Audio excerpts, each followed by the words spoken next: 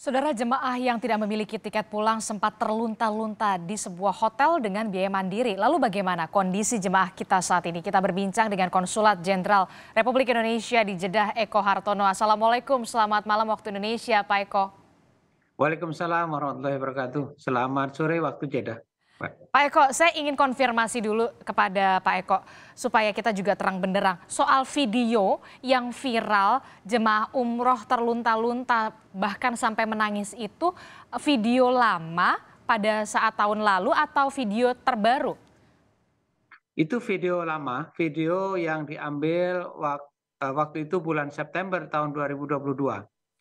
Jadi keadaan waktu itu memang jamaah sudah sangat desperate ya, sangat mengharapkan bantuan waktu itu. Dan begitu kita KJRI, begitu kita mendapatkan laporan, segera kemudian kita adakan tindak lanjut. Nah memang waktu itu jamaah memang mengaku sudah beberapa lama di situ, kalau nggak salah sudah sekian minggu gitu. Di hotel itu menunggu kepastian untuk dipulangkan. Jadi sekali lagi itu video lama, video September 2022, dan jamaahnya sudah pada pulang semua.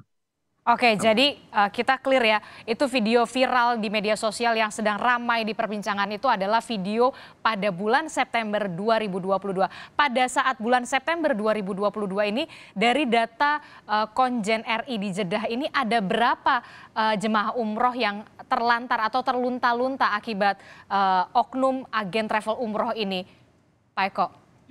Yang tercatat di kita memang cukup banyak waktu itu, sudah kita laporkan ke pusat. Jadi sekitar 300-an orang waktu itu. Oke, 300-an orang. 300-an orang, berapa hari Dan mereka kemudian bisa diterbangkan kembali ke tanah air? 9 hari, 7 hari kah atau seperti apa? nah, jadi yang 300 orang itu bukan terjadi pada satu masa seperti tadi misalnya bulan September, tapi itu sudah terjadi beberapa bulan sebelumnya. Yang dalam catatan kami itu sudah terjadi sejak Mei 2022. Jadi waktu itu sebelum haji ya, Iya. itu sudah terjadi dan kemudian sudah kita tindak lanjuti. Oh, Waktu itu dalam catatan kita ada 25 jamaah umroh yang kemudian bernasib seperti itu. Artinya ditipu ya karena kemudian tidak ada tiket untuk kepulangan. Nah itu 25 orang waktu itu pada tanggal 24 Mei 2022. Nah kemudian ada lagi kejadian dan kemudian sampai kemudian bulan September itu yang kemudian viral. Jadi kalau kita hitung total perkiraan kami, hitungan kami itu mulai bulan September sampai mulai bulan Mei maksud saya sampai kira-kira September itu sekitar 300-an yang merasa tertipu seperti ini. oke, jadi dari bulan Mei 2022 sampai bulan September 2022 ini tercatat dari Konjen Republik Indonesia di Jeddah ini ada 300 jemaah umroh yang terlantar atau terlunta-lunta. Ini apakah dari travel agent yang sama, Naila Safaah Wisata Mandiri, atau berbeda? Oh tidak, ada beberapa travel, jadi bukan satu travel ya, ada beberapa travel yang memberangkatkan mereka. Oke, dari KJRI sendiri seperti apa mendapatkan laporan berupa surat, telepon, atau seperti apa sampai akhirnya ini berhasil diungkap, KJRI kemudian memulangkan dengan proses pemulangan atau bagaimana? Ya, jadi biasanya kita mendapatkan telepon ya, pemberitahuan dari salah satu jamaah atau mungkin saudara atau rekan dari jamaah itu, apakah itu dari Indonesia atau mungkin juga warga yang ada di sini di Arab Saudi, kemudian segera kita tindak lanjuti. Nah memang sayangnya dalam beberapa kesempatan itu setelah sekian hari mereka tertunda kepulangannya, baru kemudian kita mendapatkan laporan. Nah jadi tapi prinsipnya segera setelah kita memperoleh laporan, kemudian segera kita tindak lanjuti dan kemudian kita